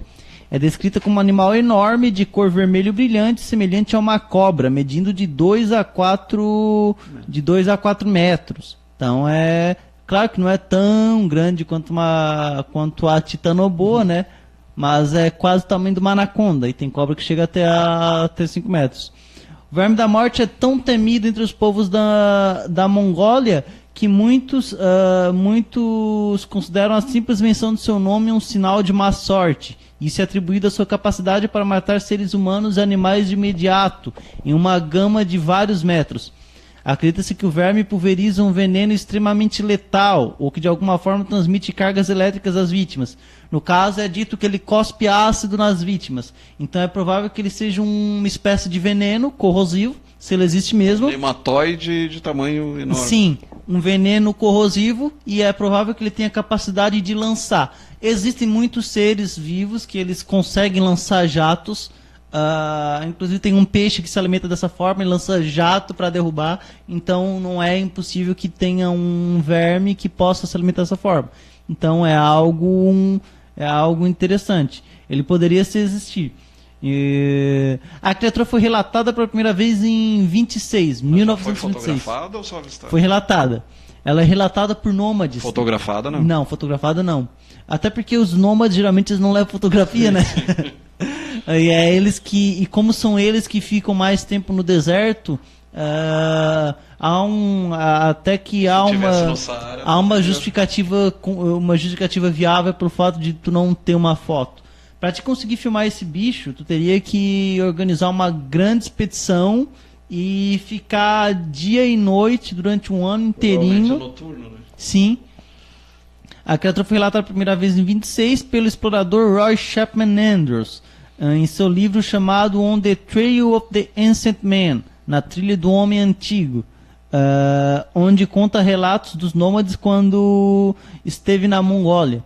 Lembrando que eles traduziram errado aqui, man é homens, então seria, não é na trilha do homem antigo, na trilha dos homens antigos. O principal investigador da criatura foi o autor tcheco Ivan Makerle, falecido em 2002, que ouviu pela primeira vez sobre a criatura através de uma aluna da Mongólia. Depois Makerle contou a ela sobre uma expedição de mergulho que ele tinha feito em busca do monstro do Lago Ness, e ela disse-lhe no sossego conspiratório: "Nós também temos uma criatura horrível vivendo na Mongólia. Nós o chamamos de monstro de Algoi Korkoi. E ele vive enterrado nas dunas de areia do deserto de Gobi. Ele pode matar um homem, um cavalo, até mesmo um camelo." Intrigado, Makerle começou a investigar sobre este monstro mongol, mas as informações sobre o monstro eram muito difíceis de encontrar, principalmente porque a maioria dos mongóis tinham medo de discutir sobre o Verme da Morte. Então lá eles levam muito a sério a existência dele, e tanto que eles evitam citar. Eles têm medo de citar o nome dele. Tinham mais medo que o James Khan. Justamente, lembrando que o povo é um povo que ele ainda é um povo caipira. Vamos ver, é um povo caipira. Eles ainda são muito presos à tradição, principalmente os nômades lá da época. Tinham medo de discutir sobre o Verme da Morte. Além disso, o governo comunista da Mongola mantinha o país isolado e proibiu a busca pelo verme, alegando que se tratava de um conto de fadas. O comunismo ruiu na Mongola em 1990 e o novo clima político proveu a Makerle a liberdade de montar uma expedição para caçar o verme nas areias do deserto. Makerle e seus colegas fizeram amizade com alguns nômades mongóis que estavam dispostos a falar sobre o Verme da Morte. Depois de um par de garrafas de vodka, soltaram as línguas. Lembrando que vodka é uma bebida tipicamente russa, né? Embora o cara com certeza deve ter comprado na Europa e levado lá para eles terem falado. Eles disseram que o verme esguicha um líquido ácido que imediatamente faz com que tudo que toque fique amarelo e corroído. Provavelmente o mesmo princípio de alguns ácidos bastante corrosivos. Sulfúrico. Sim, mas acredito, o ácido clorídrico que a gente tem no estômago é mais corrosivo ainda que o sulfúrico. Não sei como a gente consegue abrigar aquilo ali, mas é incrível como a gente consegue, mas ele, teoricamente falando, ele é mais corrosivo que o sulfúrico. Se o Verme da Morte é real, se é real ou não, literalmente, ele seria literalmente um verme. Anelídeos e invertebrados semelhantes são incapazes de sobreviver a um clima extremamente quente e seco como o deserto de Gobi, porque seus corpos não podem reter a umidade e morreriam rapidamente de dessecação. Tem sido sugerido que o Algoi Korkoi possa ser um verme que adaptou um tipo de membrana ou cutícula para manter a sua umidade, mas um candidato mais razoável seria uma cobra ou outro réptil. Então não seria exatamente um verme, apesar do nome de verme. Makerle postulou que a criatura poderia ser um skink, uma estranha variedade de lagarto cuja cabeça anódina é difícil de distinguir de sua cauda. Não é skunk? Skunk, se não me engano, é gambá. Tá certo. Skunk é gambá. Tem outro bicho desse. Isso. É em inglês. Skunk é gambá em inglês, inclusive. Ou opossum, que é uma espécie de gambá que eles chamam também. Uma estranha variedade de lagarto cuja cabeça anódina é difícil de distinguir de sua cauda. Esses skinks também vivem enterrados sob a areia do deserto, mas eles têm 4 pernas curtas e escamas, ao contrário do verme, supostamente liso. Makerle também sugeriu que ele pode ser um tipo de lagarto chamado de verme-lagarto, apesar de que a espécie não é venenosa. Entre os lagartos, apenas o lagarto de contas mexicano e o monstro de Gila são venenosos. E o dragão de Komodo, tá? É porque isso aqui é uma informação um pouco mais atualizada. Mas em 2015 já foi comprovado que o dragão de Komodo também é venenoso. Mas eles não fazem o veneno jorrar, seu veneno não é imediatamente letal em contato. Outra possibilidade é que o verme da morte é um membro da família de uma cobra chamada Death Feather, a víbora da morte, famosíssima, inclusive, é uma das mais venenosas que tem. Essa espécie tem uma aparência semelhante às descrições do Algoi Corcoi, e elas pulverizam o seu veneno. Mas, embora a víbora da morte possa conseguir sobreviver no ambiente de Gobi, elas são encontradas apenas na Austrália e na Nova Guiné. Para variar, na Austrália, onde tudo quer te matar, né? Então, inclusive, para quem não sabe, o ornitorrinco também é venenoso, tá? O ornitorrinco é venenoso, ele libera uns esporos que são venenosos. Se eu não me engano, são as fêmeas. Não sei se são as fêmeas ou os machos. A Austrália não é machos. mais koala e canguru? O quê? A Austrália não é mais koala e canguru? Koala e canguru são os mais bonitinhos. Mas tem tubarão também. o polvo de anéis azuis é considerado o animal mais venenoso do mundo. Tem na Austrália. A vespa do mar, que muitas vezes é o segundo animal mais venenoso do mundo, tem na Austrália. A aranha funil de teia tem na Austrália. Se eu não me engano, acho que tem um escorpião preto, uma espécie de escorpião negro, que é uma das mais venenosas de escorpião, também tem na Austrália. O amarelo e o vermelho são pior que o preto. Só que Titio também baianos e titio amarelo a gente tem no paulista. nosso aqui, tá? Amarelo a gente Ia tem ser aqui no nosso venenoso. território. Depois há a questão da habilidade e renome do verme da morte para matar suas vítimas à distância, mesmo sem disparar veneno. Alguns propuseram que isso pode ser realizado com um choque elétrico de algum tipo.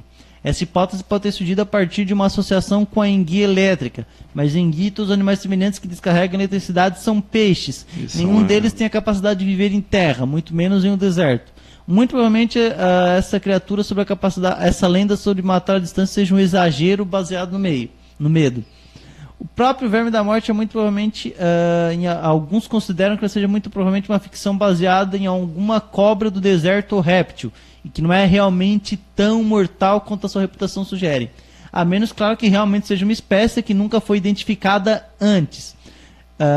Na verdade, qualquer animal que pode instantaneamente matar qualquer um que tenta observá-lo tem uma boa chance de escapar da classificação científica. Então, de fato, faz sentido. Se ele é uma criatura que realmente, assim que visualiza, ele te ataca, é hostil, ele pode ser difícil de catalogar. Um exemplo de animal assim é o casuar. O casuar é uma ave, a ave mais mortal do mundo. Ela o quê? Falcão, águia? Ela é tipo, é um casuar, ele é tipo um avestruz, só que mais bonito e mais perigoso também. Ele é muito hostil, ele não deixa chegar perto ninguém. Até se tu quer dar alimento para ele não deixa. E já teve caso de morte pelo casuar porque ele tem uma garra muito afiada e pegou no pescoço das pessoas. É bem interessante a natureza. Tem uns animais que a gente for para analisar, a gente desconfia que seja real. Quero mandar lá um abraço para Maria Oswaldina Costa, que está, Maria. Que está nos acompanhando lá agora. Um grande abraço, Maria. Então vamos lá, doutor Flávio, mais alguma... Um pouquinho mais sobre o Mothman, Homem-Mariposa. Homem-Traça também chamado. Charles to Point Pleasant, novembro de 1966, dezembro de 1967. Em 12 de novembro de 66 foram os primeiros avistamentos. Então, como o Harry disse mais cedo, ele é mais novo que o Homem-Morcego. Então não tem nada a ver com o Homem-Morcego. Strange Criaturas Estranhas do Tempo e Espaço, em 70, daquele Joe Quill, em Ohio. Em 59 já teria aparições. No Mason, Lincoln, Logan, Nicholas, um ser de olhos vermelhos flamejantes, um ser alado muito grande, 1,80 m, 2 metros. Uma das teorias seria um ser extraterrestre. O chefe interino Michael Halstead, Charleston, Virgínia Ocidental. Relatos com OVNIs e supostas profecias. Então, como a gente disse mais cedo, aparecimentos de OVNIs, Vale do Ohio, Cinturão Bíblico, Bible Bell. As testemunhas foram identificadas como pessoas educadas e honestas, altamente devotas em suas convicções religiosas, e não teriam motivos para mentir.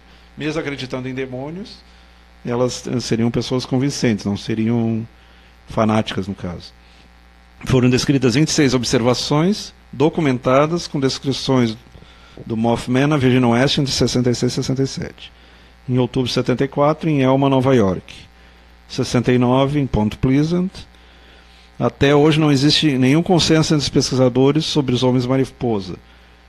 Existe até o filme, né, Mothman. É o que? É realismo fantástico, terror, o quê?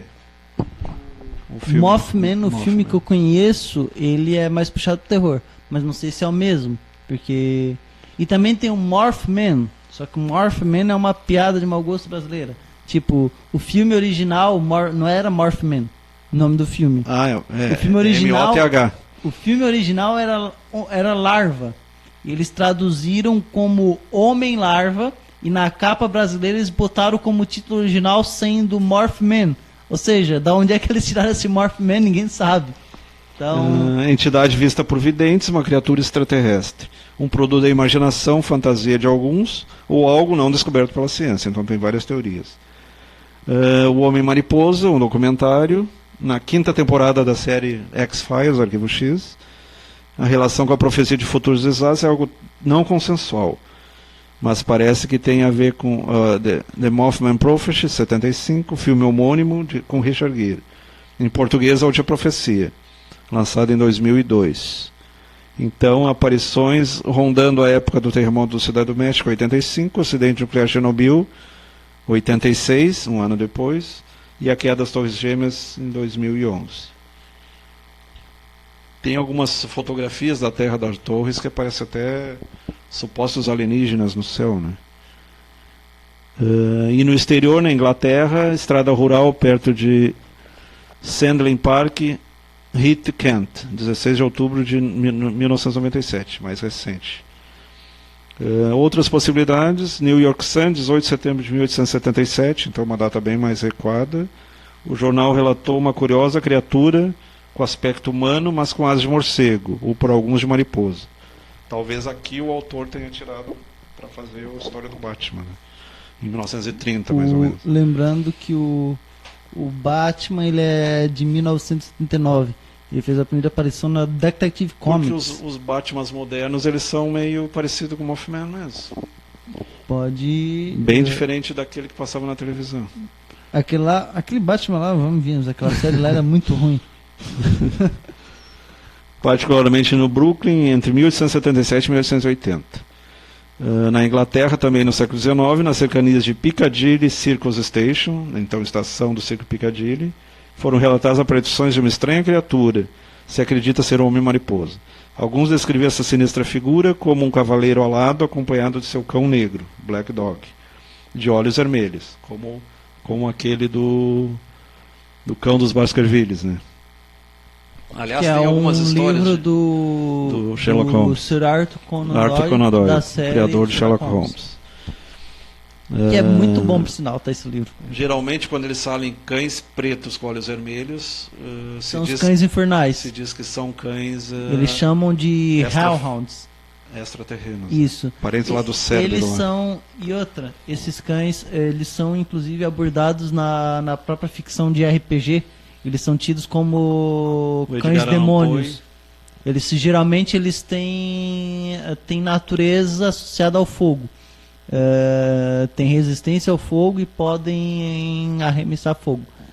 Os cães infernais. Os relatos que... Eu ainda quero viajar para Boston, que diz que Boston tem bastante coisas dessa parte aí do... onde começou o espiritualismo foi lá em Boston, né? Boston, inclusive, outro lugar interessante, quem gosta desse tipo de fenômeno é Nantucket, a terra do Moby Dick. Dizem que é o lugar mais assombrado, um dos lugares mais assombrados dos Estados Unidos. Islândia? Não, nos Estados Unidos mesmo. Montauk Bay, onde teve o experimento Montauk. Sim, e lá tem duas coisas que tem lá em Nantucket. Duas coisas que tu vai encontrar lá. Primeiro, Moby Dick, tu vai encontrar em telhado de toda casa tem lá um desenho do Moby Dick, que ele foi um fenômeno cultural, e outro é relatos sobrenaturais. As duas coisas que tu mais encontra lá. Moby Dick é um livro do Herman Melville. Herman Melville. É muito bom, pessoal. Só que tem que ter paciência para ler aquele livro, tá? Porque o livro, ele começa com ele fica na história, e outra parte ele fala sobre como é que era a vida dos baleeiros, depois ele fala como é que são as espécies de baleias e depois volta para a história mesmo. Então, relembrando ali, quando eles fizeram os túneis em Londres, a gente lembrando que os primeiros foi Londres e Nova York, os primeiros metrôs, né? E Paris também. Existem estranhas aparições que começaram a ser descritas, coincidentemente, logo após a demolição do teatro Egyptian Hall. Então, tudo tem a ver com múmias e aquelas coisas lá, né? Em 1903, na cidade de Londres. Então, é a casa egípcia, né?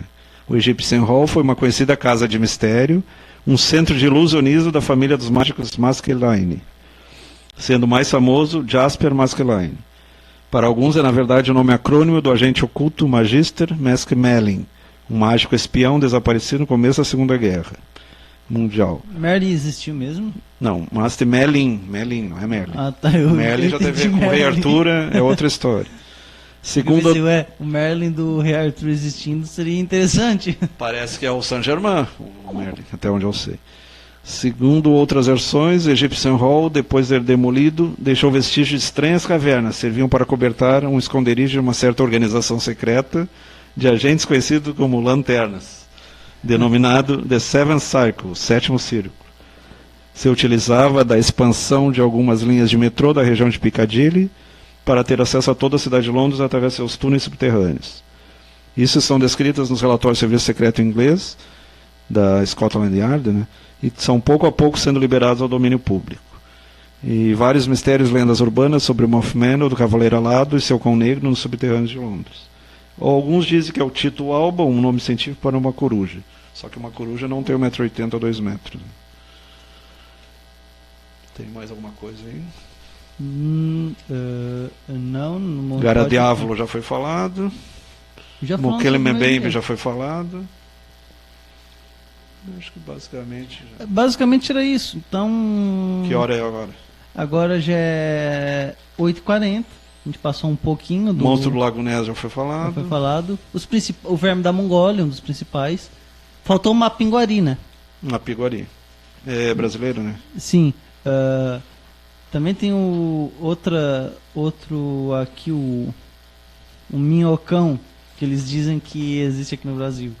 O minhocão, ele seria tipo um cripti também. É o boitatá. Isso, associado ao boitatá.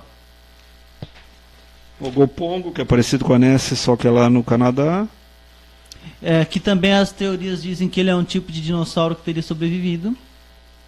Acho que é isso. O macaco de loia, tu tem aí? O macaco aquele de ali, loia... tá. Entre a Venezuela e a Colômbia, François de Loia. Uns dizem que é um macaco-aranha, mas sem a cauda. Uma pinguari na floresta amazônica. Seria alguns preguiças gigantes do Pleistoceno, 12 mil anos atrás. Pé grande. Essa aqui que é a figura, ó. Vê se tu acha aí. Ah, tá, eu conheço essa figura. Quadro 362, famosa filmagem Patterson Gimlin, alegado por Roger Patterson, Robert Gimlin, ser o pé grande. Foi bastante divulgada na internet essa imagem. E alguns dizem que são animais tipo lobos e ursos. Provavelmente ursos, né? Até naquele... Essa aqui, né? Essa aí mesmo. Aquele joguinho como roubar um carro, o Grand Theft Auto, o grande ladrão de carro, tem também. GTA. Esse jogo não é... Eu não aconselho esse jogo para as crianças, tá? Só ensino que não deve. Esse jogo tu tem que jogar, tu já tendo uma cabeça formada, sabendo que aquilo que tu tá fazendo ali, ele é errado. Eu falo, eu conheço o jogo, ele é um jogo divertido, mas não é um jogo para criança. Tanto é que teve um relato de um caso de uma criança que jogou um jogo dessa série, depois saiu, viu uma arma na casa do pai dela e atirou na própria cabeça. Para fechar com chave de ouro, é um assunto que tu gosta, mitologia nórdica. Que é... Odin era um guerreiro que virou um deus. Aí fala da cosmologia, mitologia nórdica. Godheim, Asgard seria a cidade celestial deles. Munheim, Midgard, ou Terra da Mídia. Essa aí tem a mídia, tem lá no Senhor dos Anéis. Mundo dos Mortos, Helheim. Mundo do Gelo Eterno. Mundo dos Elfos Negros e dos Anões. Mundo dos Gigantes de Fogo, Monpershai. Alfheim, Mundo dos Elfos Claros. Tinha o Gigantes de Varenheim, Gelo também. se não Mundo me engano. dos Vanirs. Gigantes do Gelo é Jotunheim. Os clãs de deuses. Odin, Balder, Heimdall, Loki. O Loki seria o ruim, o equiparado ao Sete. Se bem que aqui diz que no início ele não era tão ruim. Uma coisa engraçada do Loki é que o cavalo lendário da mitologia nórdica, o Sleipnir, ele foi filho do Loki. Sim, o Loki deu a luz a ele. Porque os deuses nórdicos, na verdade, eles... Os deuses nórdicos morriam, eram mortais. Isso. Interessante E os deuses das mitologias mais antigas, em geral, eles eram bissexuais. E o Loki era um desses. Ele, na época, ele engravidou de um cavalo, ele assumiu a forma de uma égua, engravidou de um cavalo e deu a luz ao Sleipnir, que é o cavalo lendário. Uma coisa meio... Lembrando que o deus da Grécia também se disfarçava, né? Sim. Ou de cisne, A Yggdrasil, a Árvore da Vida, tem um filme, se não me engano, é Yggdrasil. É Isso, muito é bem... bom o filme. é bem famoso também, além da Yggdrasil. E a deusa Freya, na figura aqui, era bonita pra caramba. Era uma deusa bonita. A Freya. Tinha as Valquírias também. Tinha as Valquírias, aqui fala as Valquírias também. O que mais que fala aqui? É uma religião politeísta, tem vários deuses. Os mundos, vários mundos, Azir, Vanir, Valquírias. Tá, que são os habitantes. Jotuns, os anões. Aí os nomes, que é bem complicado. Animais. A língua deles é complicada. Por isso que eu sigo aquela ideia dos deuses astronautas, que os chineses é um povo, os nórdicos é outro, o africano já estava na Terra, são os Hutas. Isso a doutrina secreta explica bem. Os atlantes deram origem aos egípcios, ao Oriente Médio, aos celtas, provavelmente. E nós aos seríamos arianos, quais? Maias, astecas e incas. Nós somos a quinta raça. A quarta raça é a adâmica, Adão, Eva, são os atlantes, e nós somos a quinta. E a sexta é essa geração que está aí. Ou nós somos a sexta e a sétima, essa nova geração, não lembro bem agora. Aí eles têm o culto ao carvalho, que eles chamam Ask, é Oak, em inglês é Oak. A Embla, o Olmo. É porque o idioma deles lá, ele compartilha a origem com o idioma inglês. Com os celtas. Sim. Mas é mais os celtas. O Beowulf é um filme bem interessante. Lá deles é mais os celtas, que o norte. Os ingleses é mais os bretões. É Irlanda. Os anglo-saxões, aliás. É Irlanda, o norte da França, o país de Gales e a Escócia. O Beowulf, o filme, tu deve ter visto. Sim, é bom o filme. Sacrifícios humanos era o mesmo problema dos maias, astecas e incas, que faziam sacrifício humano. Eram evoluídos, mas nem tanto, né? Tinha muitos deuses que, de acordo com eles, exigiam sacrifícios humanos. Uhum. Aqui fala o Santo Olavo, que aí quando misturou com o cristianismo. Não de Carvalho, tá? Não o Olavo de Carvalho. É o Olavo. E interessante, para quem não sabe, eu não sabia. Aliás, eu sabia domingo, que é dia do sol. O Monday, segunda-feira, Montag, Monday, Mandag é o dia da lua. Monday. Só tiraram o O. Sim. A terça-feira, Diensdag, Tuesday. Ou Tisdag em sueco, dia de Tyr. Quem era o Tyr? Era outro deus deles, não. Quarta-feira, Midwood, Wednesday é o dia do meio. Onsdag, meio da semana, alemão, dia de Odin. Woden ou Wotan.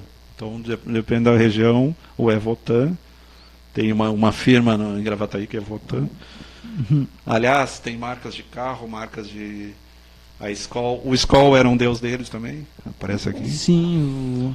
A quinta-feira é o Domstag, Thursday ou Thorsdag, dia do trovão, dia de Thor. Sexta-feira, Freitag é dia de Frey. Fridag, Friday, dia de Freya. Sábado, Samstag, Saturday, Jordag. Aqui está Sabá alemão, mas acho que o Sabá é hebraico, mas tudo bem, judaico. ou o dia de Eu acho Saturno. que ele quis dizer que é uma referência, tipo, quis fazer uma analogia, comparar o evento que acontece ali com o Savai Vrai. Mas não é alemão, é judaico. Sim, mas tipo, eu falo, talvez eles quisessem dizer... E o domingo é dia do que- sol. Santag, Sunday, Sunday. Sundag. Talvez eles quisessem dizer que os eventos eles são parecidos, mas usou o termo errado para falar isso. E a gente tem na música Richard Wagner, o Anel do Nibelungo, lembrando que Richard Wagner era maçom, então tem toda a questão da maçonaria. Tem aquela grande, que eu acho que tu deve gostar, que toca música celta, como é que é o nome? Helena Markiewicz, muito boa. Então tem toda a relação com os celtas, tem o Saint Seiya dos Cavaleiros do Zodíaco, Siegfried Fenrir, Loki, Odin, Freyr. Bons tempos de Modern. infância, Cavaleiro Zodíaco. E o Ragnarok que tem no O Cavaleiro do Zodíaco, lembrando que cada cavaleiro corresponde a uma das 88 constelações. O Ragnarok é da inglesa ali, da escritora inglesa. Do Harry Potter. Tem um jogo também. E o J.R. Tolkien, Senhor dos Anéis. Ragnarok seria o Hobbit, bem Apocalipse. O Apocalipse seria o Ragnarok, lá Isso. para a mitologia nórdica. Isso. Só que no Apocalipse os deuses morriam deles. Então é isso. Doutor, alguma sugestão de tema para a próxima semana? Vamos pensar durante a semana. Né? Dessa semana a gente pensa e daqui a pouco a gente faz uma publicação lá para mostrar quais seriam o nosso próximo tema. Então, o nosso programa fica por aqui. Vamos encerrando aqui. Boa noite, doutor Flávio. Boa noite. Então, os Cavaleiros Zodíaco era uma mistura da nórdica com Os Cavaleiros Zodíaco, os gregos também. Né? eles tinham mitologia nórdica, mitologia grega e eles misturavam vários tipos de mitologia. Mas as principais são a nórdica e a grega, que aparecem. Daí, tanto é que 88 constelações? 88. 88. Tanto é que tem a deusa que guia eles, é a deusa Atena, que é uma deusa grega. Tem Palas o Atena. deus Poseidon, que é um deus grego também que aparece.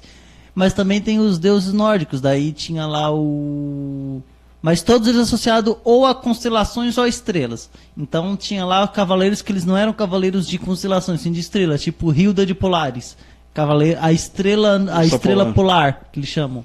É a Polaris. Polaris. E Hilda de Polaris. Inclusive o Lovecraft ele faz uma referência à história Polaris dele. Ele tem uma história. Inclusive, Falou da Lordcraft e tem daqueles ali que eu não lembro qual agora, que foi um dos. Não foi a última. Foi o último artefato. Não foi a última tumba, nem a. o Tomb Raider. Lara Croft. Tomb Raider, um bom jogo. Ele Virou filme. é um jogo que virou filme, né? Mas ele Guerra dos principalmente Tronos tem a ver com isso aí também. é bem Age of interessante. Empires. Na mídia popular em geral a gente tem muita referência. Age of Empires é bom. O jogo não era muito fã. Não era muito fã. Acho que é porque eu nunca cheguei a jogar tanto assim na época. Tinha um que era na pirâmide também, né? Não lembro o nome agora. Que tu entrava dentro da pirâmide. Sim. O que eu sei que a gente também. Também outro que é interessante que ele associa com artefato é o Assassin's Creed. E daí tem os pedaços do Éden, que seriam maçãs que elas teriam o poder de modificar o mundo. Inclusive Falar em maçãs, as maçãs é o Jardim das Hespérides, lá um dos 12 trabalhos do Hércules. Lembrando que na Gênese, na verdade, provavelmente é o Soma, que é uma substância hindu dos Vedas, está lá nos Vedas, e está relacionado com o Nenúfar, que era uma alga com propriedades alucinógenas, tipo ayahuasca, tipo daime. E se diz que os Vedas foram escritos sob inspiração, por isso que eles são poéticos. Então, provavelmente a história do Jardim do Éden foi uma coisa psicodélica, não tem nada a ver com maçã. Isso aí é boa para a saúde, não vai. Tem um... É um problema de tradução. Agora que tu falou em Soma, tem um anime japonês, sabe que o japonês é meio tarado, né? Seikon no Quasar. É o nome do anime, Seikon no Quasar. E daí, tipo, cada personagem ele tinha o poder que ele retirava relacionado a um elemento químico. Então, tu controlando um determinado elemento, tu conseguia produzir fogo, baseado no princípio químico de oxidação, por exemplo. Só que eles, para ficar forte, eles tiravam força do soma. Esse soma ele era retirado dos seios das mulheres. Então era diretamente na fonte. Então era muito, muito pervertido. Não é um anime para criança, tá? Isso aí, tá? Só que, tipo, japonês, se tu vai assistir, boa parte eu não recomendaria para criança. A tradução é anime ou anime? Anime é como eles chamam lá, anime é como a gente chama aqui. Mas eu prefiro chamar anime. Eu acho melhor. Eu já prefiro francês, anime. Também dá. Na verdade, nenhum dos dois tá errado, tá? Então tu pode ser anime ou anime. É comum tu falar dos dois jeitos aqui. Mas mais pelo Japão, eles falam mais rápido, eles falam anime. Daí... Uma coisa que veio agora interessante. Os desenhos japoneses, quando os indivíduos são com olho pequeno, são do mal. E quando são olho grande, são do bem, geralmente. Não sei se tem exceção, mas geralmente são. E se diz que as crianças, voltando à semana passada, as crianças cristal têm os olhos grandes. Então, se seus filhos são netos têm os olhos grandes, ela é um cristal, parabéns. Já é um indivíduo da... Eu acho que é a 7ª raça. Mas sabe qual é... Tá. Porque a 5ª é de Adão a Noé, a 6ª... é de Noé até nós, então é a 7ª raça. Agora que tu citou, a coisa que eu acho que mais chama a atenção no desenho animado japonês é aqueles olhos dos personagens. É uma coisa bonita, não importa se o personagem é homem ou mulher. Aquele olho é a coisa mais bonita que tem, aquele olho brilhando lá. Daí muita gente se pergunta, mas por que os olhos deles são grandes se eles têm o olho pequeno? É justamente por isso. Porque quando tem o olho grande, ele já faz assim... Eu acho que simboliza o despertar espiritual. Sim, e não só por isso. Só que ali no caso é mais uma questão estética mesmo da história. Porque se eles têm o olho muito puxado, tu não consegue expressar. E uma coisa característica dos personagens é as expressões engraçadas que eles fazem. Então ele já desenha o olho grande para ser fácil de expressar, mostrar as expressões dos personagens. Então é por isso que eles têm um olho grande, os desenhos animados japoneses, mesmo os japoneses têm um olho pequeno. Então a ideia não é ser exatamente a cópia dos japoneses. Como é que chama esses seres que eles estão passando agora, que é a boca grande? O Boca Grande? Passa nas redes sociais aí, dizendo besteira. Tem uma lá que fala. Geralmente é mulher. Não sei. Até me mandaram 2 esqueletos. Esse esqueleto é um casal e o da direita é um... Acho que é marionete. Acho que são algumas marionetes que eles fazem isso. Não lembro o termo agora. Eu sei que eles fazem umas marionetes com as... Ou fantoche também. É bicho virtual. É virtual. Virtual? Então eu não vi ainda. Na hora que eu vi, vou dar uma pesquisada pra... Porque tem os rostos que mostra rindo, chorando, as expressões, e tem um novo termo que eles usam. Só pra lembrar, eu só vi aqui a imagem, esqueci de mostrar. Esse aqui seria a imagem do suposto pé grande real. Suposto pé grande real seria esse aqui. E o mais estranho é que tem um que teria sido em Marte, né? Sim, Que aí poderia ser sombra, outros efeitos. Mas de qualquer forma é interessante. Se você tiver um tema aí, ligue para nós, entre em contato, mande pelo... Então aqui a Giane, ela falou aqui ela está aqui nos acompanhando. Ela já fez uma pergunta aqui sobre as novas raças. Dr. Flávio, qual a missão dessas novas raças, Índigo e Cristal? Boa noite, eu adoro esses assuntos ocultistas. Não sei se você assistiu semana passada, então os Índigos são os revolucionários, e eu acredito que o Sérgio Moro seja a equipe toda dele. Não é à toa que muita gente quer tirar eles. Então, revolucionários, no bom sentido, não que vão pegar em armas, e os cristais já são mais quietos, mais introspectivos, seriam mais tipo um Einstein da vida. Então, tem alguns personagens dessa história que já eram adultos e jovens cristais em Índio. Mas de 1970, 80 para cá, eles estão vindo em grande número. Se acredita que muitos vêm lá da antiga Grécia, da época de ouro do Pitágoras, Heráclito, Sócrates, Platão, e muitos músicos do século XVI, XVII e filósofos do Iluminismo. E tem seres que estão vindo pela primeira vez na Terra, que são seres das estrelas, seres dessas várias linhas. São chamados também XYZ, se não me engano. Alguns de 70 até 80, de 80 a 90 e de 2000 para cá. Diferentes, de várias... Até tem uma figura, eu não tenho ela aqui, mas eu tenho salva que mostra o desvio para o vermelho. Quanto mais estrela desvio para o vermelho, ela é mais avançada. Então o Sol está 60%, teria mais uns 10 bilhões de anos ainda. Então, para quem acredita que o mundo vai acabar, vai pelo menos 10 bilhões de anos se depender do Sol. E Arcturus é bem mais avançado. Né? A gente só viu mais um fim do mundo semana passada. Quem passou pelo terremoto, passou pelos 3 furacões, tufões. Que sábado passado seria o dia do juízo final, de acordo com verdade. Setembro, verdade. Então diz que Arcturus é avançadíssimo, Pleiades é avançadíssimo, Sírios já é, porque os egípcios eram de Sírios, os faraós da antiguidade são sirianos, e os a maioria. reptilianos, eles são avançados? Esses são ruins. Eles são Esses são ruins. Os reptilianos e os Greys, eles são ditos como ruins. Os Greys estão ligados aos dragões. Os guardiões são do bem, os dragões são os magos negros.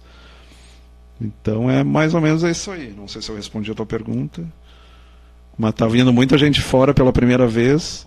Não é à toa que com 3 anos eles mexem celular, mexem computador. Eles já trazem conhecimento no subconsciente, já trazem isso aí tudo. E eles estão ensinando os pais. E os pais vão ter que estudar e pesquisar, porque muitos estão sendo tratados de forma errada como imperativos. Eles não são imperativos, eles são inteligentíssimos. Como o que é ensinado na escola é ultrapassado, a gente já considera ultrapassado, imagina eles. Aí eles ficam distraídos, ficam conversando outras coisas e passam por hiperativo, estão tomando Ritalina sem necessidade. Hiperatividade é uma coisa, inteligência é outra, então tem que separar o que é criança índigo, cristal, criança das estrelas. Inclusive, Gianni, eu recomendo que... Leia o livro Tom Martins, a Consciência Turquesa. Dá para baixar direto na internet, tu não vai gastar nada, só vai gastar na impressão e para encadernar depois. Além disso, também tem... Você também Ken pode Wilber, assistir o nosso vídeo que a gente fez na semana passada. A gente falou sobre isso. Ele está no ar, ele está aqui na seção de vídeos. Você clica aqui em álbum de fotos, aqui em fotos, clica em álbum e lá vai ter um álbumzinho escrito vídeos. Você clica ali e você vai poder acessar os outros vídeos que a gente fez, todos os vídeos gravados, os do Beto Madeiras, do programa Beto Madeiras já ficam gravados ali. E esses que a gente faz nas quintas, eles também estão ali, todos eles, todas as edições. Então é só dar uma procurada ali. Semana passada está no Periscope também. Sim, é só dar uma procurada ali que você acha. Então chegou a nossa hora. Um abraço. Chegou essa hora, uma boa noite aos nossos ouvintes. Boa noite, doutor Flávio. Boa noite. Então é isso aí, até semana que vem com um novo tema interessante. Forte abraço e até semana que vem.